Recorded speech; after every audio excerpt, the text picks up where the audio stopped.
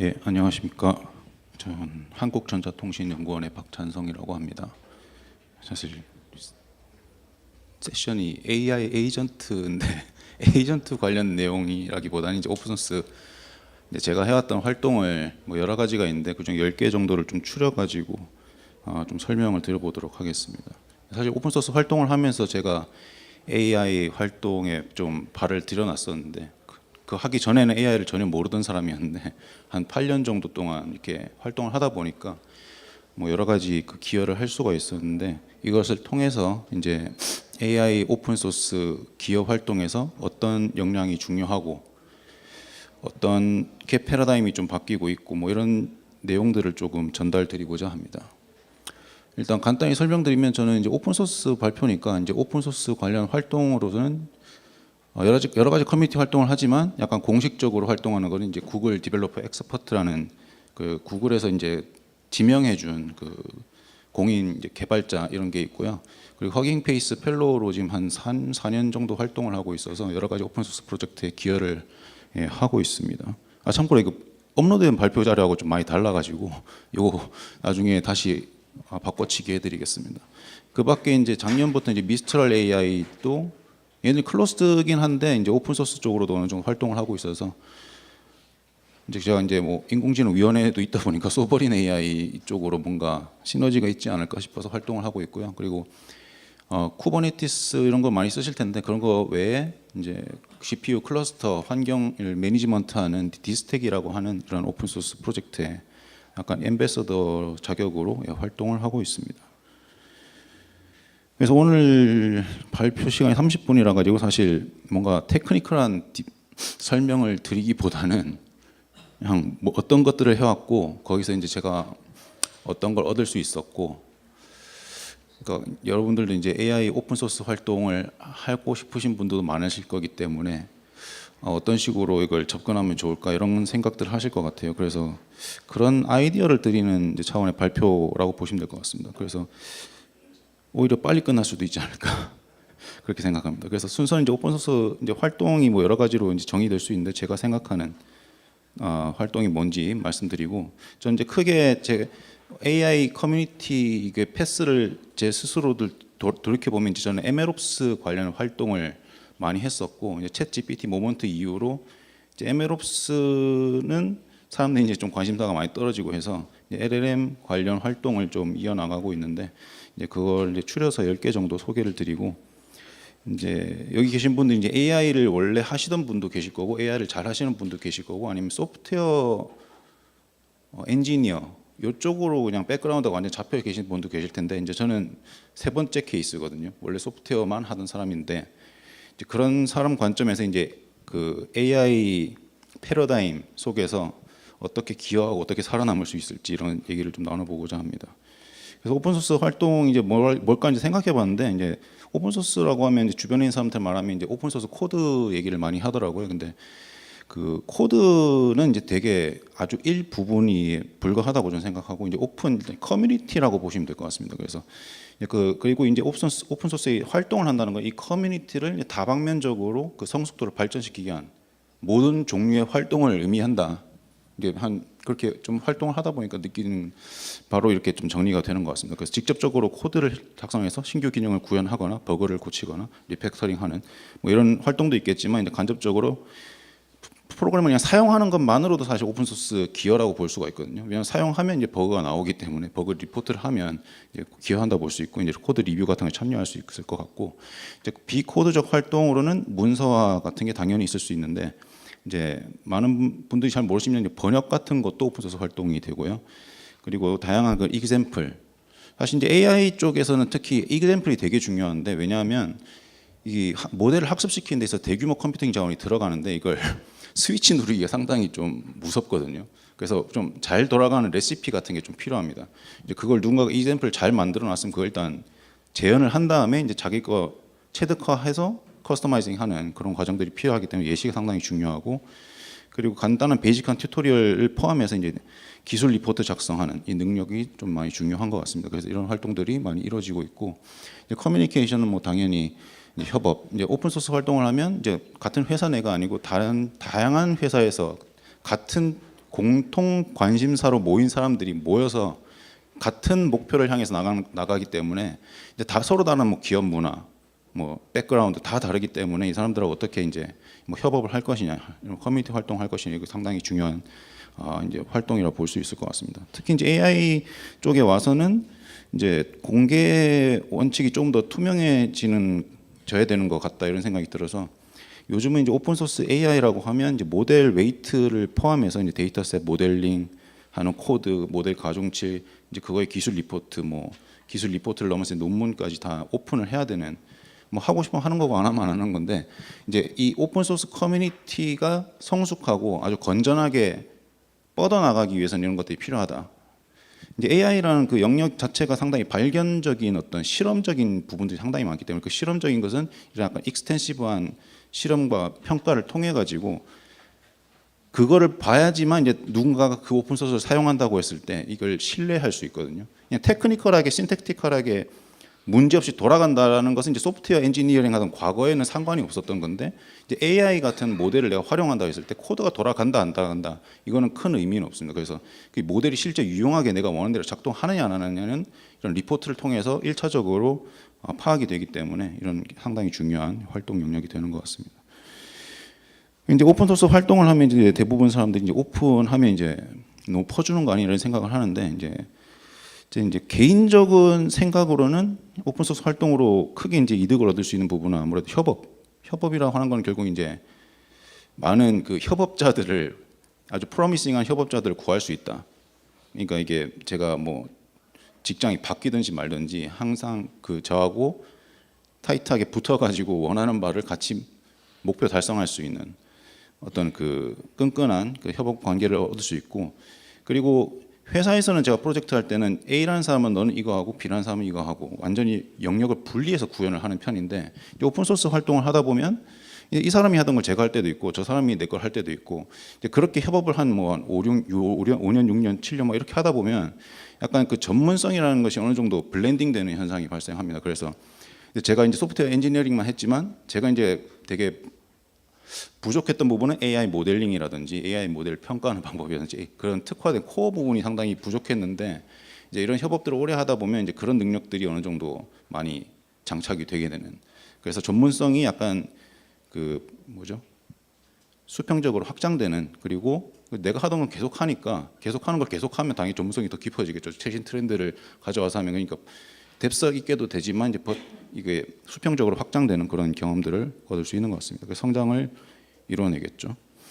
그래서 이제 활동을 몇 개 살펴보도록 하겠습니다. 이제 사실 시간 순서대로 정도라고 봐가지고 저는 사실 저도 다른 분들하고 마찬가지로 엠리스트 돌리는 것부터 이제 책 보고 했는데 도저히 이걸 그 실제 프랙틱하는 데이터를 가지고 제가 뭘 해볼 수 있겠다라는 생각이 도저히 안 들어가지고 근데 이제 뭔가 실제 사람들이 사용했을 때 유의미한 뭔가 이그젬플을 만들고 싶다라는 생각은 있었거든요. 그래서 좀 MLOps 쪽이 그나마 제가 이제 소프트웨어 이제 시스템워크 같은 걸 많이 했기 때문에 뭔가 내가 잘할 수 있는 영역하고 어떤 오버래핑이 되지 않나 이런 생각이 됐습니다. 그래서 MLOps라는 영역을 일단 선택하게 되었고, 근데 이 MLOps라는 영역은 많은 사람들이 관심 있어 하는데 그거를 성공적으로 해내기 좀 어려운 부분이 뭐냐 하면 이걸 여기 얽혀 있는 부분이 너무 많아요. 컴포넌트가. 그래서 제가 예를 들어서 이 시스템이 유용할 거라고 만들었지만 이제 AI 모델링 하는 사람 입장에서는 유용하지 않을 수 있고 AI 모델링 하는 사람 입장에서 이 모델이 유용한데 이걸 내가 진짜 프랙티컬하게 배포해 가지고 사용할 수 있느냐 한 관점에서 볼 때 그 사람이 그걸 제대로 해낼 수 있는 영역은 부족할 수 있고 그래서 결국 두루두루 다 잘하는 사람들이 모여가지고 뭔가를 이그젬플을 만들어야지만 이게 유의미한 이그젬플이 된다는 거죠. 그래서 저는 이런 어떤 협업 체계를 구축하는 것이 좀 중요하지 않나 이런 생각이 들었었고 그래서 여기 다 나열된 건 아닌데 이제 제가 기본적으로 뭐 데브옵스라고 적어놓은 건 소프트웨어 엔지니어링이라고 그냥 적어놓은 거고요. 머신러닝은 이제 조금 알고 이제 클라우드 다루는 능력. 클라우드가 중요한 이유는 완전 이제 회사 차원에서 뭔가 프로젝트를 한다 했을 때는 뭐 안 중요할 수도 있겠지만 이제 개인적인 입장으로 어떤 오픈소스 컨트리뷰션 한다고 했을 때 여기 관여되는 이거 진짜 실제 서비스화 시킨다고 했을 때 관여되는 그 변수들이 너무 많습니다. 그래서 이게 안정적으로 작동하기 위해서. 근데 클라우드에는 이미 이제 매니지먼트 되는 그런 컴포넌트들이 많이 있잖아요. 그러니까 저는 AI 주변 컴포넌트에만 포커스를 두고 싶은 거고, 그래서 클라우드를 선택하게 되는 거죠. 그래서 그렇게 해서 요거에 제가 관심이 있었고, 근데 제가 했던 여러 프로젝트들 중에 이제 텐서플로우 코어를 다루는 사람이 필요했고, 그리고 이제 허깅 페이스 쪽에 인티그레이션, 거의 뭐 파일 버전 시스템이라 모델 버전 시스템이라든지 아니면 스페이스에 데모 앱을 올린다든지 이런 여러 가지. 그 당시에는 이게 되게 초기 단계였어요. 허깅 페이스라는 것을 아무도 모르는 시절이었기 때문에 뭐 이런 것들이 좀 필요했고, 그리고 뭐 배포하는 방식이 이제 클라우드의 모델을 배포하는 방식도 있지만 온 디바이스에 올리는, 그 온 디바이스는 뭐 따로 뭐 컴파일을 해줘야 되고 뭐 복잡한 절차들이 있는데, 거의 다양한 파라미터들이 연관되기 때문에 이걸 하는 이런 친구들하고 좀 연관을 지어서 하면 내가 원하는 어떤 유의미한 기여를 할 수 있지 않을까. 그리고 이걸 전부 다 엔드투엔드 시스템으로 만들어서 보여줘야지만 이게 실제 쓸모가 있다 없다를 좀 보여줄 수 있지 않을까. 그래서 이렇게 이거 말고 다양하게 이제 뭐 사람들이 있는데 이런 정도를 일단 적어봤고요.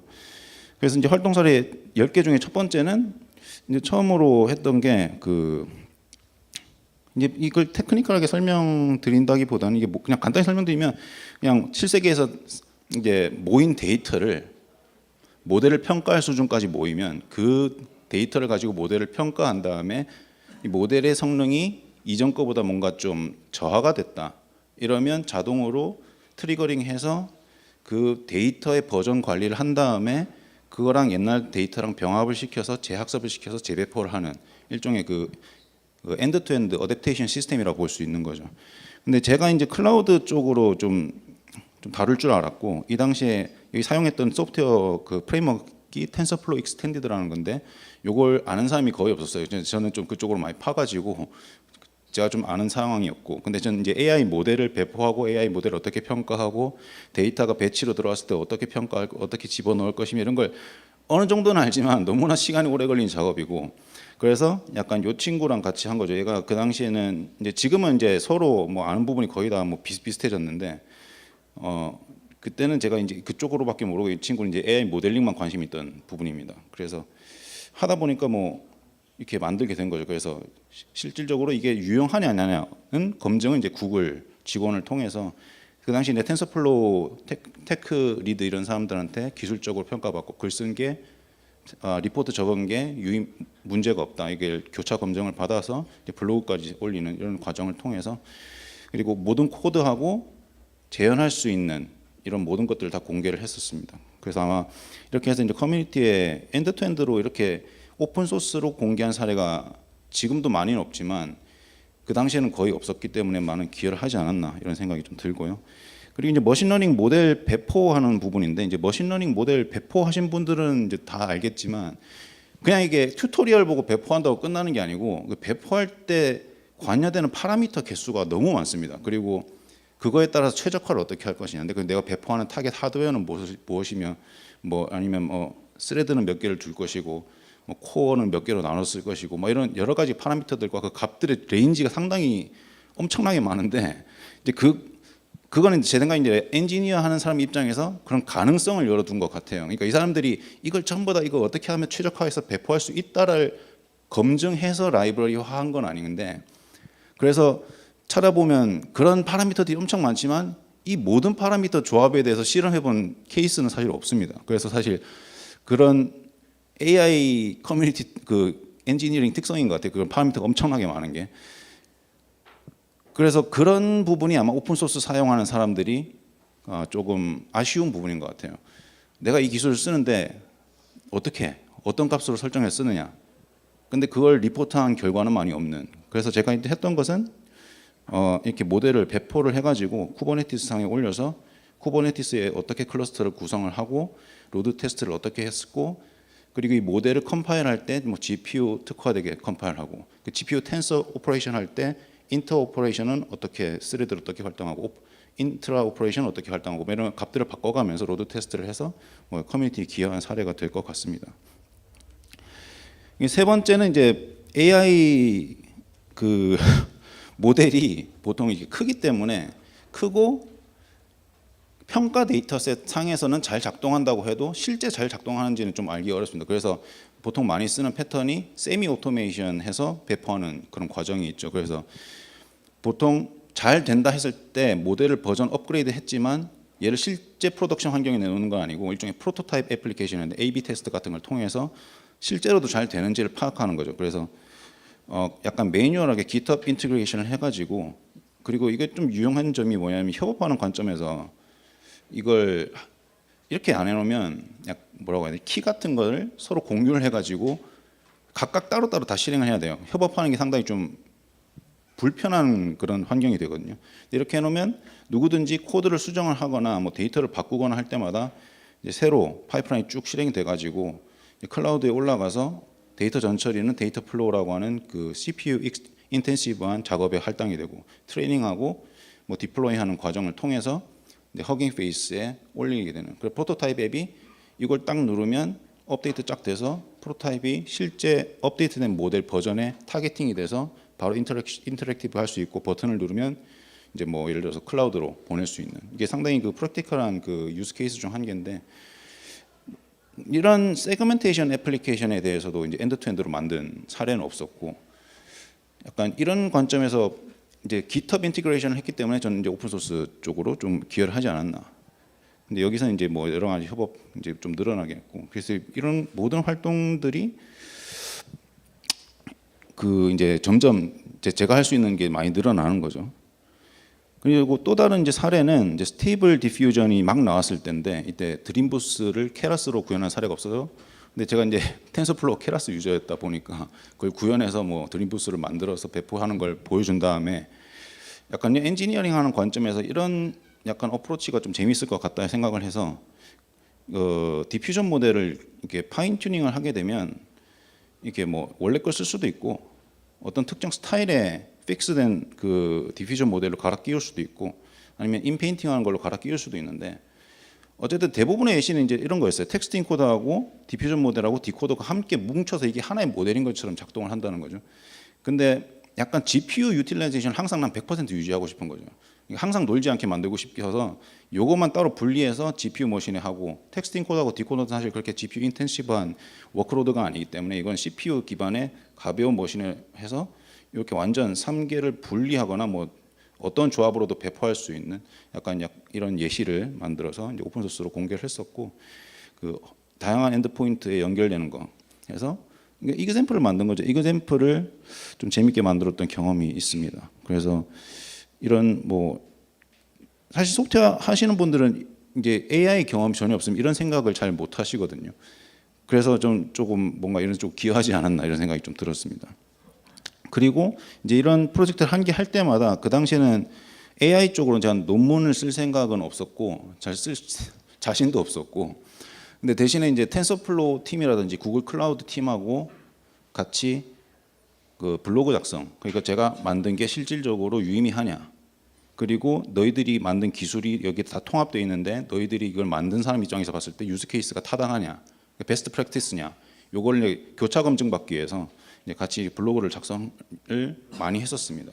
근데 이거 하게 되면 이제 구글 팀에서 한 10명 정도를 리뷰로 다 꽂아놨습니다. 그 마케팅 팀이라든지 뭐 테크니컬 팀이라든지 이런 사람들 다 꽂아놔서 한 명 한 명이 전부 다 리뷰로 코멘트를 줍니다. 그걸 통해서 뭔가 오류가 있으면 수정을 하고, 뭐 추가할 내용이 있으면 추가 실험해서 또 추가해 넣고, 이런 과정을 통해서 약간 그러니까 오픈 소스 웍인데 이걸 좀 신뢰성 있게 만드는 이런 블로그 작업도 했다고 볼 수 있는데, 그래서 이 블로그를 작성하는 것 자체가 오픈 소스 기여 활동에서 상당히 중요한 축이라고 저는 생각을 합니다. 그냥 뭐 개인적으로 작성하는 것도 좋은데 개인적으로 작성을 해서 저는 솔직히 별로 남는 건 없더라고요. 그러니까 뭐 되게 만든다는 관점에서는 괜찮지만 실제로 베스트 프랙티스냐, 그냥 베스트 프랙티스 아니면 사실 이제 제가 만든 베스트 프랙티스라는 얘기는 아니지만 어느 정도 베스트 프랙티스에 근접하게 만들어야지만 사실 여기 다 실제 상용 시스템 같은 거 운영하실 텐데 그 시행착오가 덜 할 거 아니에요. 그리고 오픈 소스 관점에서도 이제 기여를 했다고 볼 수가 있기 때문에 저는 좀 이런 길을 좀 택했던 것 같습니다. 근데 뭐 이제 MLOps는 다 지는 해고, 진다기보다는 이제 아직도 관심 있으신 분들이 많지만 이제 챗 GPT 모먼트 이후에 라지 랭귀지 모델을 많이들 관심을 있어 하시죠. 그래서 저도 사실 MLOps를 계속 하려고 했었고 여러 이직 제안을 받았는데 이게 연결되기가 쉽지 않은 거예요. 직업을 바꾸려고 할 때마다 패러다임 시프트가 아니라 사실 그 롤이 애매모호해지거나 전문성이 완전히 갈아엎어지는 경우들이 많아서 뭐 하여튼 근데 여기서 이제 협업을 구축한 거, 이 테크니컬한 걸 이렇게 작성하는 방법, 그리고 여러 가지 그 큰 그림 관점에서 AI 모델을 어떻게 운영할 것인가 이런 지식들은 여전히 남아 있었고 이제 이런 현재 이제 챗GPT 이후에 나온 라지 랭귀지 모델이라는 키워드 속에서도 많은 그 기여를 할 수 있었던 것 같습니다. 이제 뭐 여러 가지 기업 카테고리가 있는데 그냥 제가 대충 이렇게 나눠봤거든요. 그래서 사실 라지 랭귀지 모델도 AI 모델이지만 기존의 AI 모델의 생태계하고는 완전히 다른 또 다른 생태계를 형성을 하고 있습니다. 완전히 다릅니다. 그렇기 때문에 기여할 수 있는 영역이라든지 여기에 관여되어 있는 컴포넌트 종류라든지 이런 게 완전히 상이합니다. 내 이름은 똑같더라도 완전히 다른 영역들이 상당히 많습니다. 그래서 뭐 굳이 따져보면 이제 뭐 데이터를 요즘 많이 그 기여를 하더라고요. 그런 것도 있고 학습하는 방법인데 이제 분산 학습을 어떻게 효율적으로 할 것이냐. 왜냐하면 라지 랭귀지 모델이니까 기존에는 사람들이 많이 생각하지 않던 분산 학습 방법들이 많이 나오고 있고 논문상에서는 이제 나오는데 그걸 실제 논문을 코드로 옮기는 작업 이런 거라든지 학습 알고리즘 같은 경우도 상당히 많이 나오고 있고 그리고 아까 말씀드린 컴퓨터 인텐시브하기 때문에 이거를 좀 처음부터 실패하면서 돈을 낭비하고 싶지 않기 때문에 레시피가 잘 작동돼 있는 이런 것들이 상당히 중요하고 그리고 데이터셋 같은 경우는 이제 범용적인 챗봇을 만들 수도 있지만 어떤 특정 전문 영역에 특화되어 있는 데이터셋을 만드는 과정 그리고 평가하는 방법 그리고 뭐 요즘은 리인포스먼트 뭐죠 그 에이전틱 리인포스먼트 파인 튜닝이라고 하나요? 그 에이전트가 잘 이해할 수 있도록 데이터 만드는 능력 뭐 이런 것들이 중요한데 이제 그런 것들이 이제 오픈 소스로 공개가 많이 되고 있죠 요새. 그리고 모델링한 거 코드라든지 가중치 이런 것도 있고. 그리고 이제 대부분 이제 소프트웨어 엔지니어링 하시는 분들이 이제 앱스 사용 사례들을 많이 만들고 계신 것 같아요. 근데 이거에 대해서 나중에 좀 생각을 좀 말씀드리도록 하겠습니다. 이 보라색으로 한 영역이 이제 제가 주로 현재 활동을 하고 있는 영역이라고 보시면 될 것 같습니다. 그래서 아주 간단하게 데이터하고 이제 코드만 있으면 할 수 있는 일인데 컴퓨팅 자원만 있으면 되는데 그 라지 랭귀지 모델 특성상 그 학습을 시키는 데 들어가는 자원이 너무 많기 때문에 이 자원을 가지고 있고 오픈소스에 내가 기여하겠다는 마음만 가지고 있는 것만으로도 사실 오픈소스에 기여한다 이렇게 볼 수가 있습니다. 그래서 저도 사실 그런 생각으로 이렇게 그냥 알파카 로라라는 게 처음 나왔을 때 그 튜닝을 하는 걸 올렸었거든요.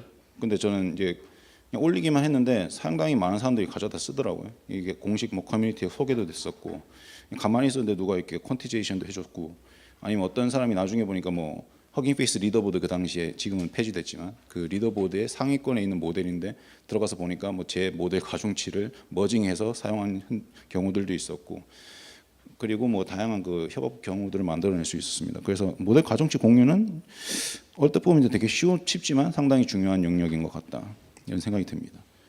그리고 이제 그 논문 쓰는 쪽으로 좀 발을 들여봤는데요. 논문 쓰는 능력이라든지 테크니컬 리포트 작성하는 능력이 기본 소프트웨어 엔지니어링 하시는 분들은 논문을 읽을 일도 많이 없었고 쓸 일도 많이 없었던 것 같아요. 제 생각인데 뭐 하시는 분도 있었겠지만 기본적으로 많이 할 일은 없었는데 그 역량이 이제 상당히 중요하지 않나. 그래서 예를 들어서 제가 물론 상용 LLM이랑 연동을 해가지고 뭐 잘 됩니다. 에이전트를 잘 하게 만들었습니다. 했는데 예를 들어서 모델이 바뀐다거나 그러면 그게 잘 작동되는 보장은 없잖아요.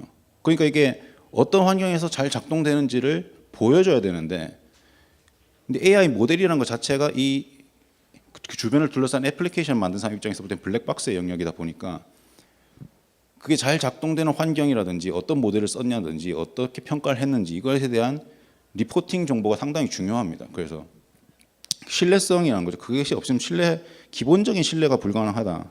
그래서 저는 일단 뭐 그런 능력을 좀 키우고자 이제 논문을 써보긴 했고요. 그래서 어떻게 하면 이제 서비스 모델만큼의 어떤 특정 도메인에 대해서 오픈 라지 랭귀지 모델 성능을 매칭시킬 수 있는가 이런 파이프라인을 어떻게 만들 것이냐 합성 데이터셋 어떻게 만들 것이냐 이런 것들을 해가지고 코드하고 데이터셋 가중치 뭐 데이터 뭐 코드 다 공개를 하는 뭐 이런 활동을 하였습니다. 그리고 또 다른 거는 이제 뭐 페프트 알고리즘 같은 걸 새로 제안하기도 했고요. 근데 보시면 아시겠지만 이게 모델이거든요. 모델이고 태스크에 대해서 다 튜닝을 해가지고 다 평가 돌리고 그리고 이때 뭐 팝슨 넥시이 얼마나 필요한지를 이제 판단하기 위해서 1K부터 256K까지 데이터를 늘려가면서 계속 튜닝한 다음에 계속 뭐 평가하고 이런 삽질 같은 삽질을 했는데, 그러니까 상당히 노가다의 영역이긴 하지만 내가 만든 어떤 오픈소스 솔루션이 유의미하게 누군가한테 쓰이길 원한다 하면 이런 리포팅이 기본적으로 동반돼야 된다, 이런 생각이 좀 들더라고요. 하지만 이제 노가다는 해야 된다. 이것도 마찬가지로 어떤 제가 새로운 페프트 알고리즘을 만든다 하면 있는 자원 없는 자원 다 끌어당기고 돈을 막 투자를 해가지고 GPU를 확보한 다음에 기존의 알고리즘 다 돌려보고 제 걸 돌려서 더 우위에 있다 이렇게 증명해야 되잖아요. 어쨌든 뭐 그렇긴 한데 이걸 이제 작성하는 게 굉장히 유의미하다라는 거죠. 기술이 정말 유용하게 쓰이길 원한다면. 그리고 이제 이런 과정 속에서 이제 레시피 같은, 당연히 이 빠르게 진보하는 기술이기 때문에 버그가 상당히 많습니다. 사용해 보면. 그래서 그 버그를 당연히 마주할 수밖에 없고 그 버그 리포팅하고 수정하고. 그래서 이런 임데스 가이드를 만든다든지 이제 허깅 페이스 팀한테 이거 왜 안 되냐 막 질문 날리면 이제 VLM 팀에서 사람 데리고 와서 왜 안 된다면 설명하고 막 이런 걸 하는데, 이제 그거 자체가 이제 어떻게 보면 오픈소스 컨트리뷰션이라고 볼 수가 있겠죠. 커뮤니케이션이. 그리고 이제 많은 사람들이 그냥 기본적인 예시만 많이 사용하는데, 이제 예를 들어서 어떻게 사용하는 것이 좋습니다. 어떤 상황에는 어떤 파라미터를 온, 오프하는 게 좋습니다. 레시피라고 해서 굉장히 단순한 것 같지만 이 레시피에서 제가 조절할 수 있는 스위치가 너무 많습니다. 그래서 그 스위치 설명하는 거, 그 스위치 어떤 값을 언제 넣어야 되는 것, 그리고 모델 크기가 몇이면 메모리를 얼마나 잡아야 되고 배치 사이즈를 얼마 하는 게 좋고 뭐 어떤 하드웨어에서 어떻게 돌리고 막 이런 것들이 굉장히 단순해 보지만 그거 자체가 이제 유의미한 정보고 이제 기여가 될 수 있다, 이런 생각이 들고요.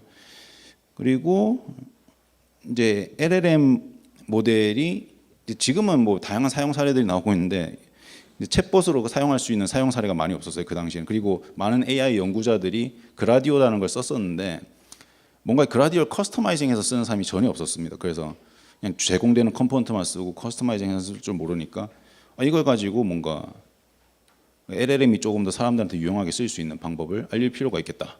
왜냐하면 그라디오를 많이 쓰니까 이걸 커스터마이징하는 방법을 알리면 좀 더 유용한, 좀 더 프랙티컬한 이그젬플이 나올 거잖아요. 그래서 이제 그라디오를 뭐 튜닝해가지고 약간 그 당시에 챗GPT처럼 만들어가지고 뭐 파라미터 튜닝하고 시스템 프롬프트는 실제로 어떻게 들어가 있다 뭐 이런 것들을 보고 있었죠. 그래서 그라디오 CEO가 리얼리 쿨하다고 말해주기도 했고요. 하여튼 뭐 그래서 엔드포인트 기반으로 작동하고 뭐 오픈소스 기반으로 작동하고 뭐 다 되도록 만들었었는데 지금은 이제 추억이긴 하죠. 그래서 그 두 번째 활동 사례는 이제 사실 에이전트 얘기들을 많이 하시는데 에이전트가 실제 성공한 사례가 그렇게 많이 찾아보기는 좀 와우한 이그샘플들은 인터넷에 상당히 많이 찾아볼 수 있는데 이게 실제 상용 레벨에서 어떤 문제를 일으키지 않고 잘 되느냐를 보여주는 그런 사례들이 많이 없는 것 같아서, 심지어 이건 뭐 1년 전이니까 그 당시엔 더 없었죠. 그래서 다들 뭐 AI 에이전트가 미래를 바꿀 것이다 어쩐다 하는데 실질적으로 이 앰플은 보여준 사람 아무도 없고, 그래서 뭐 재밌지 않을까 해서 만들어 본 건데, 그래서 그 논문을 넣으면 이렇게 분석을 해주는, 분석해서 블로그 포스팅까지 자동으로 해주는 일종의 워크플로우 기반이죠. 완전 그 AI 에이전트가 디시전 내리는 레벨은 아니고 워크플로우 기반이긴 한데 이런 매일매일 자동화해서 이 블로그를 맨날 탁탁탁 포스팅해주고 거기에 어떤 의견을 남겨주는, 그 제프딘 님께서도 아주 좋다고 칭찬해 주셨습니다. 하여튼 뭐 이런 것들이 이제 저는 이제 하이프가 쌓이는 걸 별로 안 좋아해요. 하이프라는 것은 일단 당장은 굉장히 멋있어 보고 좋은데 이 버블이 꺼지는 순간에 그 하이프가 이제 그게 하이프였구나 이러면서 이제 사람들이 다 빠져나가는 어떤 계기가 되기 때문에, 그래서 실질적으로 잘 작동하는 사례를 만드는 것이 중요하다, 이렇게 좀 배우게 됐습니다. 1분 정도 마무리해 주시죠. 네. 저도 이제 1분 남은 것 같습니다. 예. 그래서 이제 다양한 것들을 해볼 필요가 있는데 이제 해보는 영역이 많이 바뀌는 것 같아요. 그래서 제 개인적으로는 이런 것들이 좀 유용하지 않을까 싶어서, 저희가 이미지 생성할 때는 여러 가지 이미지를 동시에 생성하잖아요. 근데 여러분들이 바이브 코딩 할 때는 워킹하는 코드가 나오면 끝이잖아요. 그러니까 근데 그 코드가 옵티멀한 코드냐 안 하냐 아무도 관심이 없어요, 사실. 근데 AI는 요청할 때마다 코드가 생성하는 방식이 바뀔 수가 있기 때문에 약간 그 스페이스를, 디자인 스페이스를 익스플로레이션 할 수 있는 방법이 뭔가 필요하지 않을까라는 생각을 많이 하고 있습니다. 그래서 예를 들어서 웹사이트를 내가 만드는데 동일한 쿼리에 대해서 뭐 여러 가지를 만들어서 내가 옵티멀한 걸 그라운딩을 처음에 엄청나게 많이 탐색한 다음에 그라운딩해서 하면 처음에는 초기에 비용 많이 발생하지만 이제 점점 줄여나갈 수 있는 뭐 이런 방법들을 좀 생각해보고 있고 아무튼 뭐 시간이 없네요. 예, 죄송합니다. 하여튼 협업 중요하고요. 기술의 융합 중요한 것 같고 AI 오픈 소스를 하시려면 그리고 기술 보고서 작성 능력이 무엇보다 제 생각에는 이제 향후 한 5년 이내에 여기 있는 모든 분들이 기술 보고서를 작성하고 계실 것 같아요. 왜냐하면 AI 모델이 인티그레이션 순간 이게 유의미한 기술이 되려면 어떤 식으로든 이 테크니컬 리포트를 작성해야지만 이 신뢰가 되기 때문에 그게 중요한 역량이 될 것 같다. 오픈 소스 특히 오픈 소스에서는 예, 이렇게 발표를 마쳐보겠습니다.